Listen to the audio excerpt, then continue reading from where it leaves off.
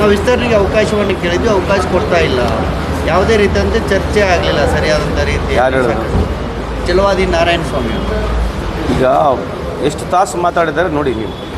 ಅವಕಾಶ ಅಂತ ಎಲ್ಲರಿಗೂ ಕೊಟ್ಟಾಗಿದೆ.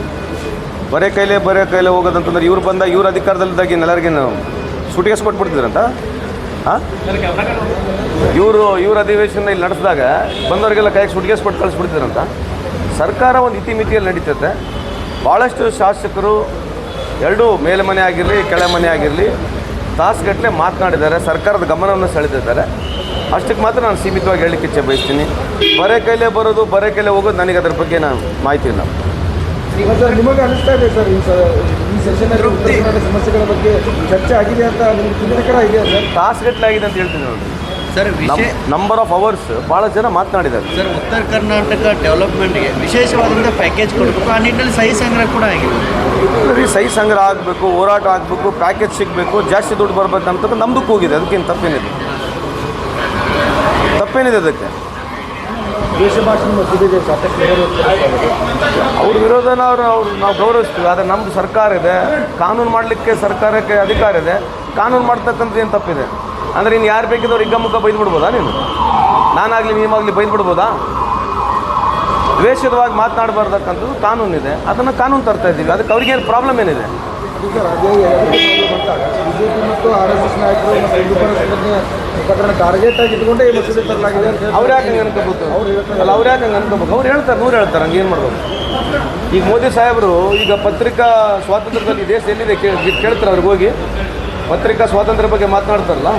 ಎಷ್ಟು ಜರ್ನಲಿಸ್ಟ್ಗಳು ಅರೆಸ್ಟ್ ಆಗಿ ಹೋಗಿದ್ದಾರೆ, ಯಾರಿಗೆ ಬೇಲ್ ಸಿಕ್ಕಿದೆ ಗೊತ್ತಾ? UP, ಒರಿಸ್ಸಾ, ಛತ್ತೀಸ್ಗಢಲ್ಲಿ ಮರ್ಡರ್ ಆಗಿದ್ದಾರೆ ಜರ್ನಲಿಸ್ಟ್ಗಳು. ಅವ್ರು ಕೇಳಿ ಹೋಗಿ ಪತ್ರಿಕಾ ಸ್ವಾತಂತ್ರ್ಯ ಬಗ್ಗೆ ಅವ್ರೇನು ಮಾತನಾಡ್ತಾರೆ?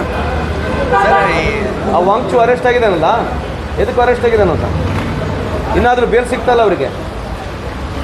ಅವ್ರ ಪರವಾಗಿ ಇದೆ ಭಾರತ ಸರ್ಕಾರ ಭಾಳ ದೊಡ್ಡದು ವಿರುದ್ಧವಾಗಿ ಮಾತನಾಡ್ತಿತ್ತು. ಅವ್ನು ಯಾವಾಗ ಇವ್ರ ವಿರುದ್ಧ ಹೋರಾಟ ಮಾಡೋಕ್ಕೆ ಸ್ಟಾರ್ಟ್ ಮಾಡಿದ, ಅವ್ನಿಗೆ ಕರ್ಕೊಂಬಂದು ಅರೆಸ್ಟ್ ಮಾಡಿದ್ದಾರೆ. ಎದ್ರ ಮೇಲೆ ಅರೆಸ್ಟ್ ಮಾಡಿದ್ದಾರೆ?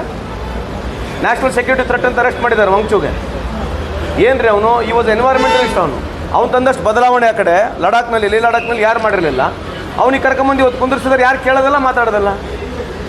ಹೆಡ್ಲೈನ್ಸ್ಗಳು ಇಡೀ ದೇಶದಲ್ಲಿ ದಿನ ಬೆಳಗ್ಗಿದ್ರೆ ಚೇಂಜ್ ಆಗ್ತವೆ ಹೆಡ್ಲೈನ್ಸ್ಗಳು. ಅವ್ರಿಗೆ ಏನು ಬೇಕು ಅದೇ ಹೆಡ್ಲೈನ್ಸ್ ಇರುತ್ತೆ ಅಷ್ಟೇ. ಏನು ರೀಸನ್ನು ವಾಂಗ್ಚು ಅರೆಸ್ಟ್ ಆಗಲಿಕ್ಕೆ? Why is not getting bail? On what purpose is been arrested? National security threat ಅಂತ ಅರೆಸ್ಟ್ ಮಾಡಿದ್ದಾರೆ ಅವರಿಗೆ. ನ್ಯಾಷನಲ್ ಸೆಕ್ಯೂರಿಟಿ ಥ್ರೆಟ್ ಅಂತ ಅರೆಸ್ಟ್ ಮಾಡಿದ್ದಾರೆ ಅವನಿಗೆ. ಏನು ನಡೀತದೆ ಪಿಕ್ಚರ್ ನಡೆಸಿದ್ರೆ ಏನು ಮಾಡೋಕ್ಕಾಗ್ತದೆ ಹೇಳ್ರಿ ಸರ್? ಅದೇ ರಾಜ್ಯದಲ್ಲೇ ಅಭಿವೃದ್ಧಿ ಉಚಿತ, ಲೂಟಿ ಖಚಿತ ಅಂತೇಳಿ ಹೇಳ್ತಿದ್ದಾರೆ ಸರ್. 5,000 ಕೋಟಿ ಎಲ್ಲಿ ಹೋಯ್ತು ಅನ್ನೋ ಪ್ರಶ್ನೆಯನ್ನು ನೋಡಿ. ಅದನ್ನು ಹೇಳೋರು ಯಾರಿಲ್ಲ. 5,000 ಕೋಟಿ ಯಾವ್ದು ಆಗಿಲ್ಲ. ಸುಮ್ಮನೆ ಇದನ್ನೆಲ್ಲ ಮಾತನಾಡೋದು ಸರಿನೂ ಅಲ್ಲ. ಆಮೇಲೆ ಅಲಿಗೇಷನ್ಸ್ ಮಾಡಬೇಕು. ಒಂದು ತಕ್ಕ ಅಲಿಗೇಷನ್ಸ್ ಮಾಡಿದ್ರೆ ಓಕೆ. 2 ತಿಂಗಳ ದುಡ್ಡು ಹೋಗಿಲ್ಲ, ಅದಕ್ಕೆ 5,000 ಕೋಟಿ ಎಲ್ಲಿಂದ ಲೂಟಿ ಆದಂಗೆ ಆಗ್ತದೆ? ಏನು ಟೆಂಡರ್ ಆಗಿದೆಯಾ? ಏನು ಬೇರೆ ಅಕೌಂಟಿಗೆ ಏನಾರು ಹೋಗಿದೆಯಾ?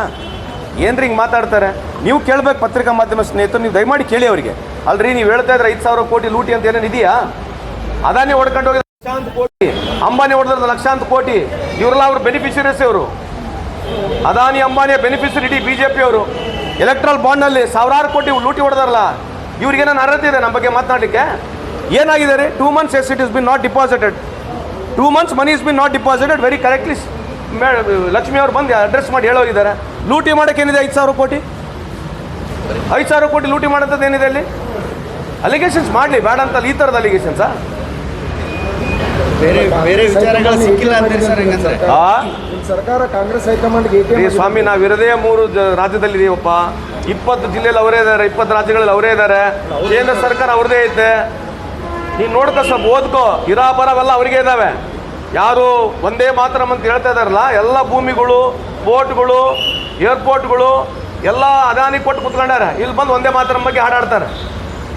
ಮಾತೃಭೂಮಿ ಅಂತಾರೆ. ಮಾತೃಭೂಮಿನ ಮಾರಿಬಿಟ್ಟಿದ್ದಾರೆ ಅದಾನಿಗೆ, ಅಂಬಾನಿಗೆ.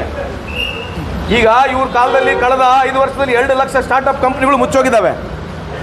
2 ಲಕ್ಷ ಸ್ಟಾರ್ಟಪ್ ಕಂಪ್ನಿಗಳು ಮುಚ್ಚೋಗಿದ್ದಾವೆ. 80,000ಕ್ಕೂ ಹೆಚ್ಚು ಸ್ಮಾಲ್ ಸ್ಕೇಲ್ ಇಂಡಸ್ಟ್ರಿ ಮುಚ್ಚೋಗಿದ್ದಾವೆ. ಇದ್ರ ಬಗ್ಗೆ ಯಾರು ಚರ್ಚೆನೇ ಮಾಡೋಂಗಿಲ್ಲ.